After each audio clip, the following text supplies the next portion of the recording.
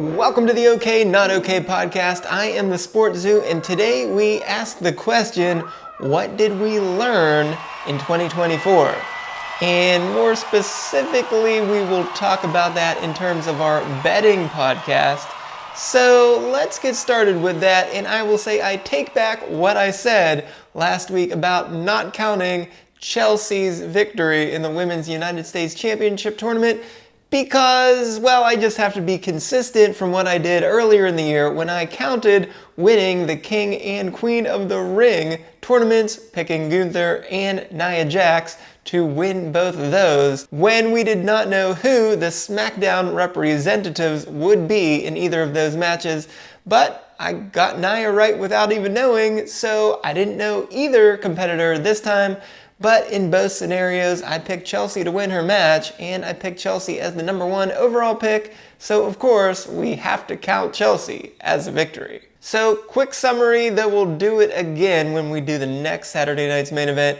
But with counting Chelsea, we were 5-0 in picks to bet and picks to win. That takes our record up to 44-9 in picks to win and 40-13 in picks to bet. And still, with no prop bets, 16-4 yet again there. And so the discrepancies, for those of you that don't know, our picks to bet are different than our picks to win, because what we generally do is go a little bit risk averse in our picks to bet.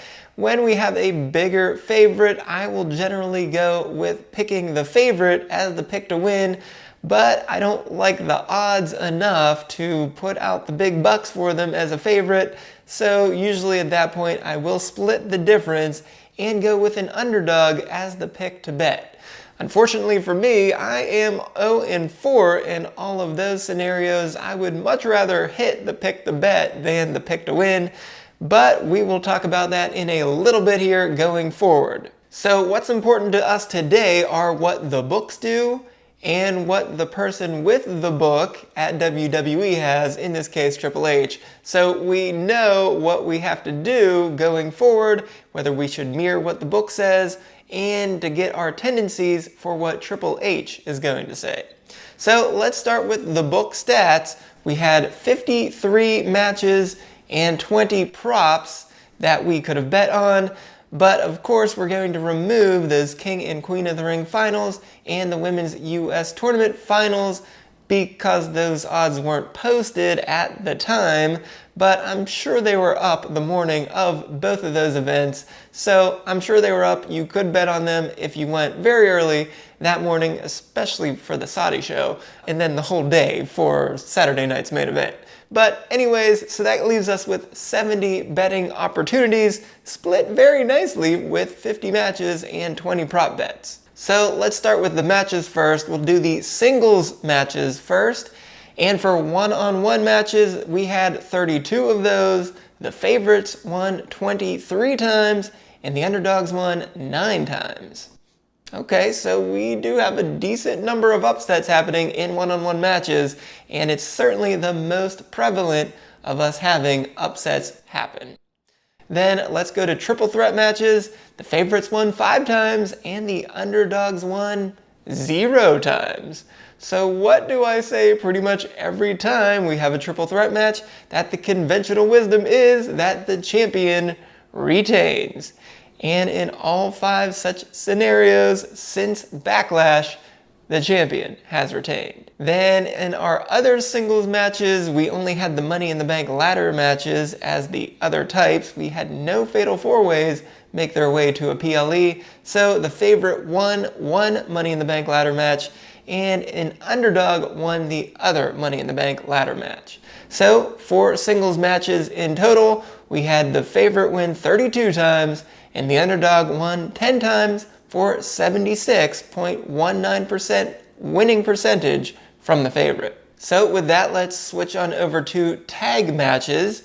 And first we'll do traditional tags, and we had the favorite win 4 times, and the underdog won 0 times. Okay. Then when we get to 6-person tag matches, which is 3-on-3 in this case, the favorite won 2 times, and the underdog won 0 times. All right, we see a trend going here. Then in triple threat tag matches, well, that one is a very unfortunate different story. There was only one. The favorite lost to the underdog. Then we had 2 War Games matches because, as I said before, War Games matches are just a crazy type of tornado tag match because it's like any tornado tag where there are no tags, but with multiple people fighting at once, and there's only one fall in this scenario, and it just happens to have 2 rings and a steel cage around it. So there you go. But for our purposes, it's counting as a tag match, so War Games, the favorite, won both of those. So in total, we had 11 tag matches of any sort. The favorite won 10 times, and the underdog won just 1 time. So that is a 90.91% winning percentage for the favorite. And that takes us to the props, where we don't really have much to say about it, but there were 20 of them. The favorite won 13 times, the underdog won 6 times, and there was one bet that had even odds, or a pick'em, if you will. They were both listed at minus 120, so that gives us our 20 matches. And that's a winning percentage of just 68.42% for the favorite. But I will note here that I counted all of the possible props that included a no bet. So in a no bet scenario, then there's only one option, which is, in this case, we'll just say yes is at minus 300, but you would expect there to be a no choice, but there is not a no choice, so you cannot bet the no. So in that scenario, if I don't like it, I tell you just not to bet. In that scenario, do not bet the yes and just stay out of it. So if we're hunting for underdogs between all these types of matches, we want to look at the props, and then we want to look at the one-on-one matches. But what if you're not looking for the underdogs and instead say, well, why don't we just pick all the favorites then if the underdogs aren't winning that often? Well, that might actually be a good idea for tag team matches since the win rate is 90.91%, but maybe not do that in general. But if you want to know the record for the favorite, it is 52-17, again with the one prop bet being a pick'em. And another reason to stay away from underdogs is actually there have not been very many very long shots winning this year. And in fact, the biggest long shot of the year that won was the unholy union of Fire and Dawn. They were a plus 550 to defeat Jade and Bianca at minus 1500 in their triple threat tag match at Clash at the Castle. And I don't know if they were always booked to win there. One, it was Fire and Dawn's home of Scotland this time for Clash at the Castle, so seeing them as a hometown favorite was probably a good idea to give them a win, especially when Drew McIntyre losing was going to rip their hearts out. So if they wanted to have at least some point of the hometown crowd feeling good about things, that win was a good way to go. And on top of that, almost hate to bring it up, but there really were extenuating circumstances there that Alba Fire's family suffered a tragic accident just a week or two before Clash at the Castle. So if Jade and Bianca were just supposed to roll right on through, there's certainly a strong possibility that plans were changed due to that particular occurrence. So I don't know if we can really read much into that event, but that just might make it all the more likely for favorites to win in all sorts of tag matches. And our number 2 biggest long shot winner was Rhea Ripley, defeating Liv Morgan at Bad Blood. Rhea was at plus 400 and Liv was at minus 700. Now in that scenario, the titles did not change hands since Rhea won by DQ when Raquel Rodriguez made her grand return to push Rhea and then take her out so Liv could hit an Oblivion on her in the middle of the ring. But there were some reports that Liv was actually supposed to win the match, but the way it played out, it was just way too obvious that Raquel was attacking Rhea, so the ref had no choice but to ring the bell. It just would have looked way too strange if he would have let that go. So perhaps Rhea was supposed to maybe push Liv into the ref and knock him out, and then go attack Dom from the shark cage. but that is obviously not how it played out. So I don't know exactly what the plan was there, but nonetheless, we got the win that we wanted at plus 400. But even in that scenario, maybe that was not even supposed to happen. And then for props, the biggest upset was simply Gunther defeating Orton via submission instead of via pin. It's not like it was a huge upset by any means, but for props, that was the biggest one. Now, pulling back from specific matches to more generally, we had 7 of the 11 underdog winners in any type of match. They had plus 150 or shorter odds. That's very, very short odds. And there was only one match, which was Fire and Dawn's victory, that had odds of longer than plus 500 of winning. So again, we just really didn't have any big upsets. Certainly we had several small upsets. So when you look at prop bets and we exclude all of the no bet options and only include those props that have at least 2 choices, 3 of the 4 underdogs that won, they had odds of plus 150 or shorter as well. So again, the longest odds were at plus 250, so we're not seeing any big upsets there either. Now conversely, when we flip over to favorites, 15 of the 16 favorites who had odds of minus 1,000 or shorter, they won their matches, with the only loser being Jade and Bianca at minus 1,500. Now just to clarify, we saw a lot of title matches, particularly with Cody Rhodes, where you would see odds of about minus 5,000. Those are much shorter odds than minus 1,000. So the more likely the book thinks it is for someone to win, those are shorter odds. And of course, the less likely then, those are longer odds. Now, when we turn to props, for favorites, there were no props that had odds of shorter than minus 500, so it's not really a direct comparison at all to matches. So that leads us back to our initial question of what did we learn here? Well, after looking at all of those stats, I think we can say that Triple H tends to be very conservative with his booking, so we're not seeing wild title changes all over the place. We're not seeing any crazy upsets in non-title matches either, so it's pretty much by the book, as you would expect. Then, speaking of the book's doing a good job of knowing the odds here, because they are not having any very short favorites lose, which they probably don't want to see because people love to bet the underdog, and if you're getting a lot of money back on very small bets, the books are not gonna like that in general. So let's turn this in a different direction with what I'm going to call our agents of chaos. So who are the agents of chaos?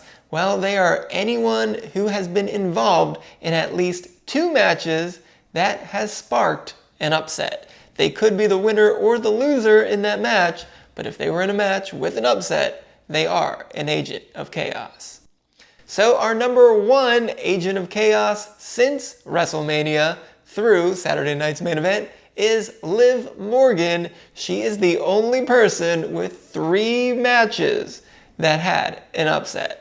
Now first, she started this off by winning the title over Becky Lynch at King and Queen of the Ring, where she was a plus 145 underdog.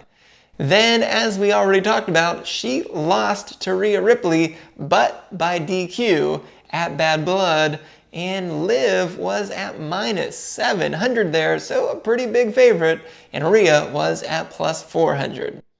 Then at Crown Jewel, for the very first Crown Jewel Championship, she defeated Nia Jax to become the Women's Crown Jewel Champion, and she was at plus 150 in that match. So as you can see, she was involved in 3 matches with an upset. When she won, she was a small underdog both times, but when she lost, that was the second biggest upset of the entire year. So Liv Morgan, I guess not surprisingly, with all the Judgment Day shenanigans you just might get, she is our number 1 agent of chaos. But of course we have a few other agents of chaos, so not surprisingly I guess we would say Drew McIntyre is our number 2 agent of chaos.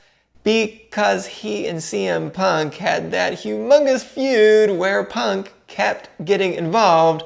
So maybe Punk is the agent of chaos? Well, he was only involved in one of the two matches, so I think it's safe to say we'll officially count that as McIntyre. First, he lost to Damian Priest at Clash at the Castle, where McIntyre was actually the favorite at -200, even though he was the challenger, while Damian Priest came in as the champion, but he was still the underdog at +150. And in the second match, and even more chaotic, Drew McIntyre won the Money in the Bank ladder match, where he was the number 2 favorite, so that makes him the first underdog, at +150, while Jey Uso was actually the favorite at -150.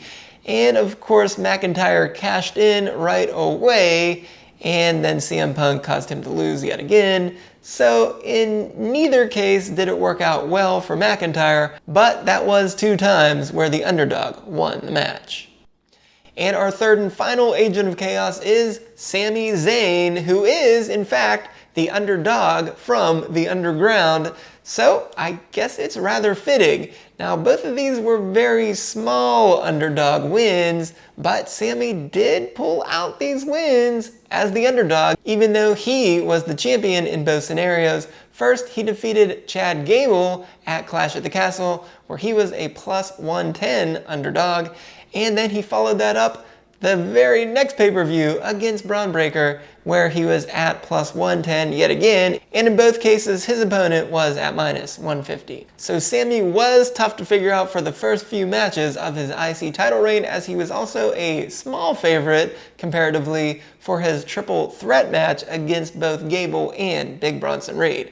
Fortunately, I at least got 2 out of those 3 right, so we came out pretty well. But I will say there were a few different scenarios where I just kept missing so far. So we're going to call this section my weak spots. And the weakest of them all is the bloodline, which perhaps I'm going to blame Doc for always spewing bad words about Roman Reigns that I just can't get out of my head. So I missed 3 straight matches involving a bloodline member in my picks to bet. Now, I was right one time on my picks to win, but we're going to solely focus on picks to bet here. So first, we're going to kick that off with SummerSlam, where, of course, Solo Sikoa only lost to Cody Rhodes because Roman Reigns made his triumphant return to screw over his own cousin, so that was really nice of him. But anyways, that continued for 2 straight tag matches at Bad Blood and then at Crown Jewel. Now for me, I know why this is hard. We don't know what Roman Reigns' schedule is going to be, so it makes it really hard to gauge how fast or how slow Triple H has to pull a lever to move along the storyline. And then on top of it, I think we still just don't know what The Rock is cooking. So that is a problem. Is he coming back? Is he not coming back? When he shows up, how far along do we have to be in that storyline? And where does he ultimately end at WrestleMania this year? Lots of questions there. So Reigns' schedule plus The Rock showing up or not, 2 very big issues for the Bloodline feud here. However, I guess the book does not see it that way, as the book is perfect in all matches involving a Bloodline member. They are 6 for 6 in naming the correct favorite who would ultimately go on to win in each Bloodline match. So my second weak spot is that Triple H really believes in Damian Priest, and I just was not coming around to this until it was too late, because I missed 3 out of the 4 PLEs during his title reign, beginning at Backlash and ending at SummerSlam. Because I, for one, just thought that Priest might be a transitional champion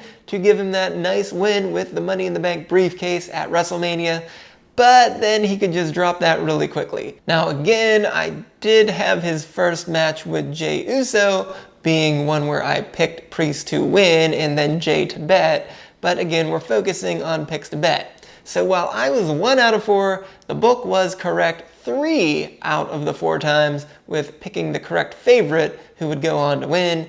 Now, since Priest has dropped the title, things have gotten a lot easier there, and I'm 3 for 3 in his PLEs since then. And my third weak spot has been Jade and Bianca, which again, I missed 3 out of their 4 PLEs this year that you could bet on. Beginning with Backlash, and then that humongous upset at Clash at the Castle, and then going on to Crown Jewel. And in 2 of the 3 cases, I did pick Jade and Bianca to win, but again, that's not going to help us out with our picks to bet. So we did that deep dive into how international PLEs were working with that Women's Tag Team Championship, and that did get us one nice win at Bash in Berlin when Jade and Bianca were just very small favorites to regain the title against Fire and Dawn.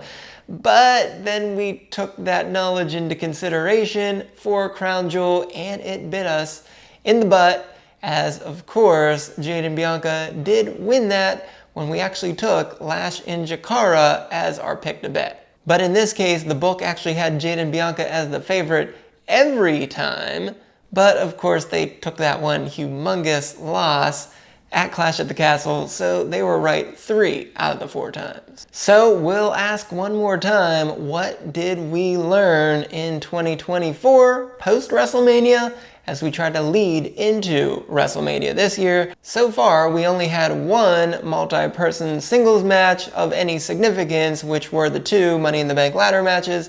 But of course, we have the Royal Rumble and then the Elimination Chamber coming up, so our knowledge will be put to the test in those matches.